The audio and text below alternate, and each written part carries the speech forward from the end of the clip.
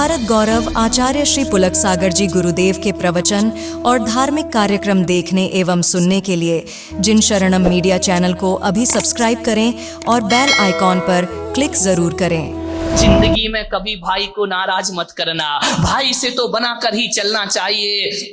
भाई तो हमारी भुजा हुआ करता है, भाई हमारी ताकत हुआ करता है। भाई भाई के दुश्मन कभी ना बने, वरना हस्र बहुत बुरा हुआ करता है। ध्यान रखिए, क्योंकि दुश्मनों को नहीं मालूम कि हमारी कमजोरी क्या है, भाई को मालूम है कि हमारी कमजोरी क्या हुआ करती है।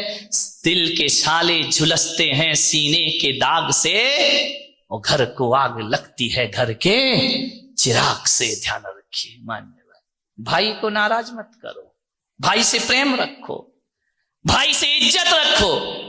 रावण की मृत्यु का समय है, मृत्यु सैया में रावण लेटा हुआ है, अंतिम सांस गिन रहा है, अंतिम संस्कार का समय आ गया है। धराशाही पड़ा है रावण जमीन पर। वो रावण जिसके पास अदम्य क्षमताएं थी, अदम्य साहस था, नवग्रह जिसके दरवाजे पे हाथ जोड़े खड़े रहते थे, यमराज जिसके चरणों में लेटा रहता था, ऐसा रावण शक्तिशाली। कहते हैं जब रावण चलता था तो पृथ्वी कांप जाया करती थी, रावण अट्ठास करता था तो आकाश गूंज जाया करता था। अरे देवता भी जिससे भयभीत रहा करते थे, वो रावण मृत्यु की सैया पर लेटा हुआ है। ध्यान रखिए, अंतिम समय है।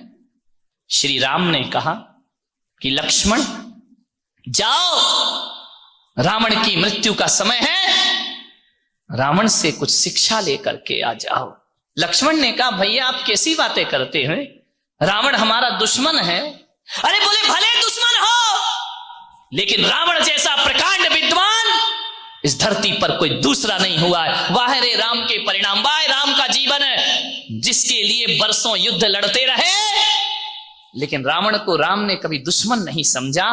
राम ने यदि रावण को मारा है तो उसकी बुराइयों को, उसकी अवगुणों को मारा है। राम ने कहा कि जाओ लक्ष्मण, ध्यान रखना, रावण तभी तक दुश्मन था जब तक हथियार लिए युद्ध के मैदान में खड़ा था। आज मौत ने उससे हथियार छीन लिए हैं। अब दुश्मनी का व्यवहार नहीं, अब तो इंसानियत और मानवीयता का व्यवहार करना चाहिए। ऐसी साहस राम में ही हो सकती इस धरती पर। अभी कैसा दुश्मन, अब तो ये निढाल पड़ा है, जाओ उसकी विद्वता के कुछ अंश लेकर के आओ।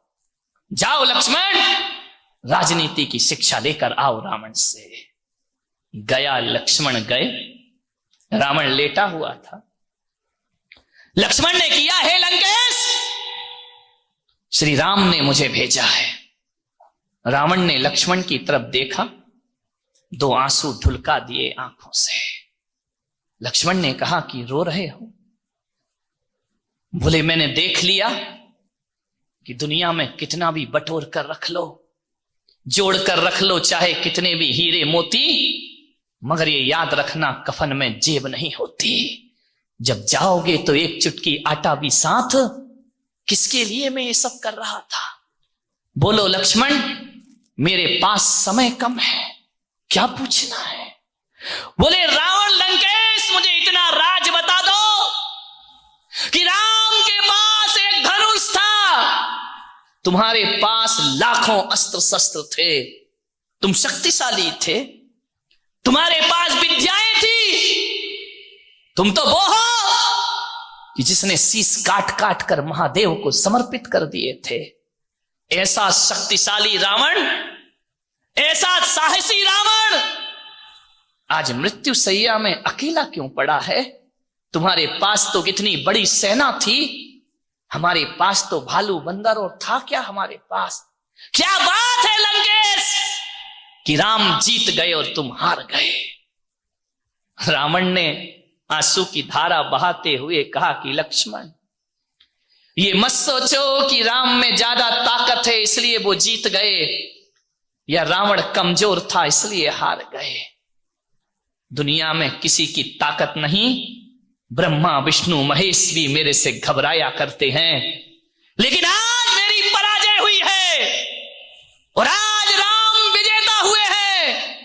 इसका कारण तुम पूछना चाहते हो, इसका इतना ही कारण है लक्ष्मण, राम इसलिए जीते और मैं रावण इसलिए हारा कि राम के पास विभीषण जैसा भाई नहीं था और मेरे पास लक्ष्मण जैसा भाई नहीं था।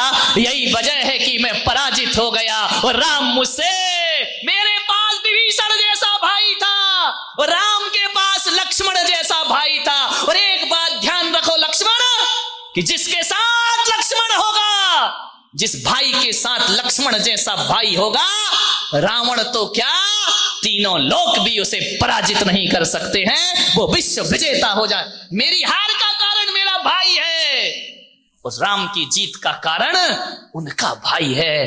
काश मेरे पास तुम्हारे जैसा भाई होता ना, तो रावण को 10 अवतार, राम को 10 अवतार लेना पड़ते तो भी मेरा वध नहीं कर पाते।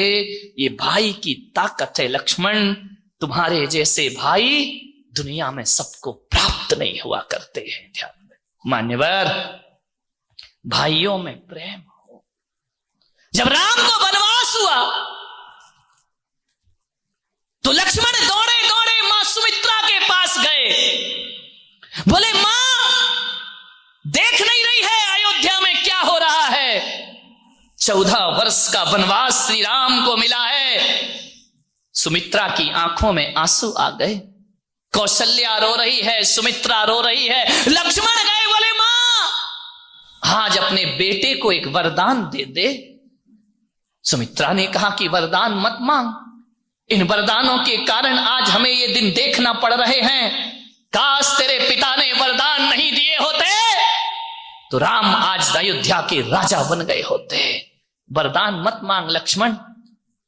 उसने कहा मां क्षत्राणी होके वरदान से डरती हो। सुमित्रा ने कहा कि देख आज ये समय अनुकूल नहीं है। बोले मैं तेरा पुत्र हूं मां, क्या एक वरदान मुझे नहीं देगी? सुमित्रा ने कहा आज वरदान मत मांग, आज पूरी अयोध्या रो रही है, आंसू बहा रही है और इससे बुरा दिन अयोध्या में कभी नहीं आ सकता है कि राम को वनवास। लक्ष्मण ने कहा मां यदि आज नहीं दिया तो इससे बुरा दिन भी दुनिया में कभी नहीं आ सकता है। सुमित्रा ने कहा क्या वरदान मांगता है? बोले वचन दे कि तू मुझे वरदान देगी। सुमित्रा ने कहा दिए वरदान, मांगो पुत्र क्या मांगते हो। आज अयोध्या की ये रानी अपने बेटे को वरदान देती है। तो लक्ष्मण ने मां के चरण छुए और मां का हाथ अपने सिर पर रखवाया और कहा कि मां एक ही वरदान दे दे कि पिता के वचनों के लिए बड़ा भाई जंगल जा रहा है तो मां के वचनों के लिए लक्ष्मण भी उनके साथ जाने को तैयार है। मां मुझे वचन दे, मैं भैया राम के बिना जीवित नहीं रह सकता हूं। पिता तो मुझे जाने की आज्ञा ना देंगे, लेकिन तू मुझे वचन दे कि मैं राम के साथ वनवास जाऊं 14 वर्ष, वरना मां यहां प्राण विहीन जीवन जीकर मैं क्या करूंगा। सुमित्रा की आंखों से आंसू आए, दोनों हाथों से उठा लिया लक्ष्मण को, अपनी छाती से लगा लिया और कहा वाह लक्ष्मण आज तूने मेरे दूध की लाज रख ली है, जा तुझे वरदान देती हूं राम के साथ वनवास में रहना, ध्यान रखना और मेरे बेटे इतनी सेवा करना, भैया राम की इतनी सेवा करना कि जब तक तेरा भाई सो ना जाए उसके पैर दबाते रहना और भाभी सीता में अपनी मां सुमित्रा के दर्शन करते रहना। मैं तुझे आदेश देती हूं कि जा तुझे भी वनवास। आपकी देवरानी आपके साथ, आपके जिठानी के बच्चों के साथ अपने बच्चों के लिए ऐसे व्यवहार रखती है। विचार करिए क्या धर्मात्मा बनोगे, क्या घर को स्वर्ग बनाओगे। भेज दिया सुमित्रा ने लक्ष्मण को। राम ने कहा कि मां लक्ष्मण को क्यों भेज रही हो मेरे साथ, इसे अयोध्या संभालने दो। सुमित्रा ने कहा नहीं पुत्र राम, मेरा इस परिवार में आना 2 ही कारण से हुआ है। मेरी 2 संतान हैं, एक लक्ष्मण है एक शत्रुघ्न है, और मैंने बचपन से इन्हें यही सिखाया है कि लक्ष्मण तू अपने भैया राम का चाकर बन के रहना और शत्रुघ्न तू भरत का सेवक बन के अपनी जिंदगी गुजार दे। क्या संस्कार दिए जाते थे माताओं के द्वारा, क्या संस्कार थे हमारे परिवारों के। इतिहास उठा करके देखिए और जब विदा होने लगे राम, तो कौशल्या ने आंखों में आंसू भरते हुए राम से कहा कि राम, ये जो सुमित्रा नंदन तेरे साथ जा रहा है, मेरे बेटे तू मुझे वचन दे के जा कि ये सुमित्रा की अमानत मैं तेरे साथ सौंप रही हूं, और बेटे तेरे प्राण चले तो चले जाएं, लेकिन लक्ष्मण को सकुशल वापस लेकर के वापिस आना। इस अयोध्या में बिना लक्ष्मण के तू वापस मत लौटना। क्या भावनाएं थी इन माताओं की कि लक्ष्मण लक्ष्मण नहीं, मेरी बहन सुमित्रा का अमानत है जिसे साकुशल तुझे वापस लौटाना है। सीता से कहा कि पुत्र वधू, लक्ष्मण का ख्याल ऐसे रखना जैसे मैं अपना राम का ख्याल रखती हूं। क्या भावनाएं रही इन लोगों की, क्या भावनाएं आज हमारे परिवार की। हम रामायण पढ़ते हैं लेकिन रावण जैसा जीवन जिया करते हैं। ध्यान रखिए मान्यवर, इतिहास में 2 युद्ध बहुत फेमस हुए हैं। 2 युद्धों की चर्चा है इतिहास में। एक तो महाभारत की चर्चा है और एक रामायण की चर्चा है। 2 ही चर्चा इस देश को है। भारत की पहचान ये 2 बातें ही हैं। एक तो महाभारत भारत की पहचान है और एक रामायण महाभारत भारत की पहचान है। लेकिन मेरा आपसे निवेदन है, महाभारत तो एक कलंक है इस धरती के लिए। महाभारत एक कलंकित कहानी है इस धरती के लिए। महाभारत कोई भारत की शान नहीं हो सकती है। महाभारत तो अभिशाप है इस धरती के लिए, लेकिन रामायण वरदान है इस धरती के लिए। ध्यान रखिए, रामायण जैसा कोई ग्रंथ नहीं हुआ करता है। मैंने रामायण पढ़ी है, जैन रामायण पढ़ी है, वाल्मीकि रामायण पढ़ी है, तुलसी रामायण पढ़ी है, दक्षिण की रामायण पढ़ी है। रामायण जैसा कोई ग्रंथ नहीं।